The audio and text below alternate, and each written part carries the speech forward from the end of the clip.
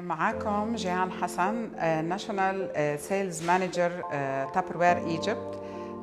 سعيدة بوجودي معاكم النهاردة. جايين النهاردة عشان نتكلم عن ستانلس تابروير، ونتمنى ان احنا نقدر نوصل لكم كل المعلومات اللي انتم حابين تعرفوها معنا عن ستانلس تابروير.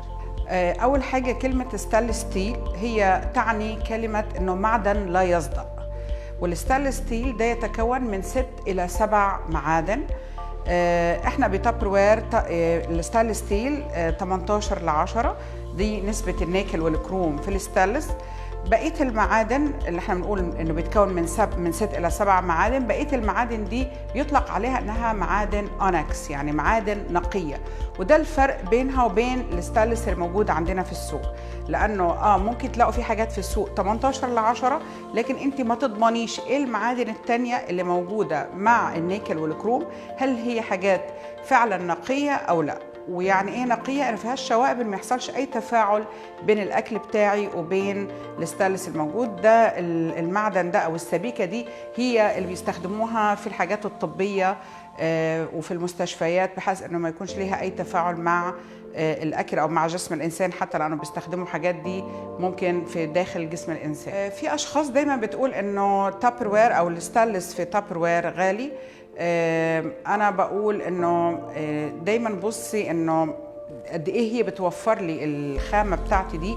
إن أنا بشتري حلة، لكن الحلة دي بتقعد معايا هنقول مدى الحياة، بلس إنه هي ليها الضمان ضد عيوب الصناعة. يعني أنا بعد ما أشتريها بعد سنة 2 3 10 20 لو ظهر فيها أي عيب صناعة بتستبدل، فده معناه إن أنا مش ههدر حاجة ولا حرمي حاجة. بالعكس، أنا الحاجة معايا، مش هقعد كل شوية أشتري قطعة تانية. خاصة أنا دايما لما بشتري الحلل العادية ممكن الإيد تفك مثلا، أو الغطا يحصل فيه عيوب، أو الإيدين بتاعت الحلة بتاعتي، القاعدة بتاعتي. أما أنا هنا عندي لو حصل أي حاجة من دي اللي هي تعتبر كعيب صناعة بيستبدل. لكن بالنسبة للحلل التانية لا، انت هتضطري ترمي وتشتري تاني. كل واحدة فينا لو حسبت من اول ما اتجوزت لغاية دلوقتي كم طقم هي رمته واستبدلته بحاجة تاني، لان في حاجات ممكن بتتقشر، حاجات بتبوظ، فاحسبي كده كم طقم انت رميتيه. فانت هنا هشتري حاجة واحدة بس هتقعد معايا زي ما بيقولوا مدى الحياة. يعني الحلل في تابروير بتمتاز انه فيها قاعدة زي ما انتم شايفين. الجزء اللي تحتاني ده هي عبارة عن قاعدة.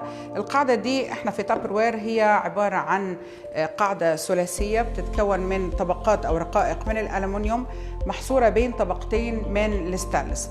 في حلل تانية ممكن يقولك إنه أنا القاعدة بتاعتي خماسية. ناس تسأل يعني إيه ثلاثي إيه خماسي؟ زي ما إحنا قلنا ممكن يكون حد تاني عنده قاعدة خماسية. إيه الفرق بين الاتنين؟ إن أنا ممكن فقد الحرارة لما تكون ثلاثية تكون أسرع شوية من لما تكون خماسية. يعني أنا ممكن هنا الأكل يبرد بعد ساعتين، لو كانت القاعدة خماسية هتبرد بعد 2.5 ساعة أو 3. هو ده الفرق. ولكن ككبسولة وكمعدن لا، أنت معاكي حاجة صحية، حاجة أمنة تقدري تستعمليها. في ناس دايما بتسألني طب يا مدام جيهان، أنا إيه أول قطعة ممكن أشتريها من تابروير كقطعة ستانلس؟ الصراحة يمكن أنا ببتدي أقول دايما للناس ممكن تشتري السيتوز اللي هي 2 و8، وفي عنا مقاس أكبر إذا العائلة أكبر 5 و7. بتمتاز القطعة دي زي ما أنتم شايفين، الارتفاع بتاعها قصير. بقدر استخدمها كحلة، بقدر استعملها كصينية، بقدر استخدمها للتحمير، بقدر استخدمها للشوي. يعني ليها عدة استعمالات أنا بقدر استعملها، ومجرد أطبخ فيها وأنظفها وأروح أطبخ الحاجة التانية اللي عايزة أعملها. فأنا إذا في ناس تسألني يعني بحب أفضل إنه سيتوز. لو تاني حاجة إنها تاخد طاسة من الطاسات، لأنه برضو الطاسة بتقدر تستعمليها كحلة، بتقدر تستعمليها كتحمير، بقدر استعملها كصينية. فدي لو هبتدي إن أنا أشتري مثلا كل شهر قطعة أو كل شهرين قطعة، فممكن أبتدي بالقطعتين دول، واحدة منهم لأنه هتلاقيها عملية وتقدري تستخدميها في أكتر من استخدام. في ناس دايما بتسأل طب ما هي حلة، أنا مش فارق معايا أطبخ مثلا بطريقة. إحنا دايما طبعا من مميزات حلل تابروير إن أنا بطبخ بدون مية، بنطلق عليه ووترلس. وايه فايده ان انا بطبخ بدون ميه؟ ان هو بيحافظ على الفيتامينات والاملاح اللي موجوده فيه. في ناس تيجي تقول لي لا انا عادي، انا عايزه اطبخ بالطريقه العاديه مش فارق معايا. بس زي ما احنا قلنا انه انت المعدن بتاعك نقي، يعني ما فيهوش شوائب انها تتفاعل. وجربي كده لو انت هتعملي هقول مربى، هتلاقي انه اللون لو انا عملت مربى فراوله في حله تابروير وعملتها في حله تانية هتشوفي ازاي اللون احمر ويعني حافظ على شكل الفراوله بتاعتي، وفعلا تحسي انها ما فيش ليها اي تفاعل. وشوفي الحله التانية هتحسي انه الفراوله بتاعتك لونها بني، يعني تحسيها انها اتاكسدت مع المعدن اللي هي اتحطت فيه. فهنا الفرق. وانا دايما اقول عشان تقدري تعرفي قيمه المنتج قارني بين حاجتين، اعملي حاجتك في حله تابروير وحله مش تابروير وشوفي الفرق. النهارده انت اشتريتي الحله، طب انا هعمل ايه؟ اول حاجه تعمليها مهمه جدا ان اخد الحله بتاعتي انقعها بميه سخنه مغليه واطلعها وهي لسه سخنه، ما اسيبهاش تبرد. بعد ما اطلعها وهي سخنه ابتدي احط عليها سائل المواعين بتاعي. طبعا الميه يفضل ان يكون فيها شويه بيكربونات وخل. بطلعها وهي سخنه، بحط عليها سائل المواعين واغسلها كويس جدا. وبعدين اجيب فوطه قطن انشفها كويس من بره ومن جوه، لو ما فيش اي اثار لدهون ولا شحم، لانه طبيعي الحلل بتاعتنا بتيجي عليها طبقه من الشحم عشان تحافظ عليها. فبنضفها كويس جدا، اتاكد انه ما فيش اي اثار، يبقى هنا خلاص اوكي. لو لقيت اي اثار ارجعي كرري مره واثنين وثلاثه، مفيش مشكله خالص، بس تاكدي ان انت غسلتي حلتك كويس جدا. ما تحطيهاش مباشره على النار، لان لو حطيتها مباشره على النار هنا انا هعرضها انها تصفر او تاخد لون يخليها تفقد اللمعان بتاعها. فدي مهم جدا جدا جدا الملاحظه دي ان انا اعملها.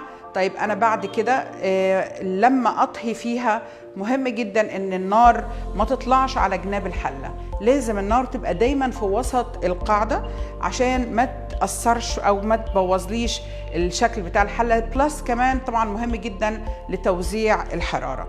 فدي من الملاحظات المهمه جدا لازم انا اخد بالي منها. بعض الاشخاص تيجي تسال اخد غطا ستانلس ولا غطا ازاز؟ انا دايما بقول ايه، لولا تعدد الاذواق لبارت السلع. فلازم طبعا دي حاجه اذواق. في اشخاص انا بحب انه لما احط حاجتي على السفره، خاصه زي ما انتم شايفين حلل تابروير حلوه قوي ان انا احطها على السفره، مش مجرد هي حله زي شكلها زي اي حله، لا هي شكلها انيق كمان ان انا اقدر احط حاجتي على الترابيزه. فبالتالي شكل الازاز دايما بدي شياكه احلى كمان على السفره. وفي ناس هي لما بتطبخ ما بتقدرش تميز انه استوى الاكل ولا لا، بتكون خايفه، فبتحب دايما تراقب الاكل بتاعها وهي بتطهو، بيكون سهل عليها الغطاء الازاز. في ناس تسال هو سهل انه ينكسر؟ لا هو مش سهل انه ينكسر. طبعا لو وقع بطريقه غلط او بطريقه جامده جدا اكيد، لكن مش بالسهل ان هو يتعرض لحاجه زي كده. بالنسبه للغطاء الستانلس، يعني في ناس خوفا انها هي بتخاف من الازاز فهي بتحب تكون عندها الغطاء ستانلس، لكن كنتيجه لا، الاثنين بدون نتيجه واحده في الطهي. ما فيش اختلاف بين انه غطاء ستانلس او غطاء الازاز، لا الاثنين بدوني نفس النتيجه.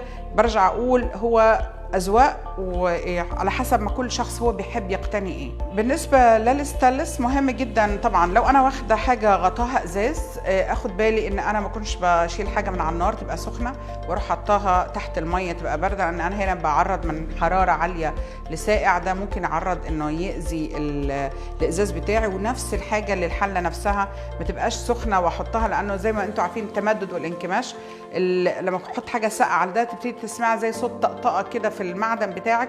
فالافضل دايما اسيب الحاجه تهدى خالص، او لو هغسلها احط فيها ميه سخنه برضو، ما احطش يعني اخد بالي من الفروقات الحراره. مهم جدا اني ما استعملش سلك في التنظيف من بره، لان انا هنا بضيع الرونق بتاع الستانلس بتاعي. من جوه لا سمح الله لو حصل انه في حاجه اتحرقت منك جامد وانت محتاجه يعني تستعملي، ممكن تستعملي الستانلس اللي هو السلك اللي هو الستانلس. حاجة تانية ما استخدمش اي حاجة حادة ان انا اكحت فيها، او مثلا سكينة او حاجة، او في ناس ممكن تستخدم زي هاند بلندر بس بيطول، يعني السلاح بتاعه ممكن يطول المعدن بتاعي من تحت. ده لازم اخد بالي من المواضيع دي وانا بستعملها. لا سمح الله لو الحاجة تعرضت معاك، يعني في ناس ممكن تنسى الحلة بتاعتها لتاني يوم أو حاجة على النار، في ميزة حلوة قوي في تابروير إن أنا ممكن أعيد طلي الحلة بتاعتي، فأنا برجعها تاني زي كأنها لسه جديدة، وأقدر أستخدمها بدون ما يكون باين عليها أي آثار للحاجة اللي حصلت عندي. في نهاية الفيديو بتاعنا ده صراحة بحب أقول لكل ست أو أنصح كل ست إذا بتدوري على صحة أولادك فأنت لازم تقتني حاجة صحية. تابروير بتضمن لي الصحة بتاعت ولادي. إذا كنت عايزة توفري فتابروير هتوفر لك، لأن أنا هشتري حاجة المرة واحدة، مش هكرر إن أنا أشتري الحاجة كل شوية وأرمي حاجة. فأنت هنا حافظت على صحتك، على صحة ولادك، على فلوسك، في نفس الوقت على أناقة مطبخك وسفرتك، لأنه بجد حاجة جميلة جدا. أنا ببقى سعيدة وأنا حاطة القطع بتاعتي دي وبقدمها، زائد إن أنا طول ما أنا حاطة حاجتي على السفرة بحافظ على الحرارة بتاعتها، لأنه زي ما إحنا بنقول إنه تابروير بتمتاز إن عندها قاعدة بتحتفظ في الحرارة لفترة أطول. فلما أحط أكلي على السفرة ممكن يقعد معايا بحدود يعني طبعا على حسب، في عوامل كتيرة زي الجو ده، بس أكيد مش أقل من ساعة هيفضل أكلي على السفرة ساخن. بتمنى إنه كل شخص فيكم يجرب منتج تابروير.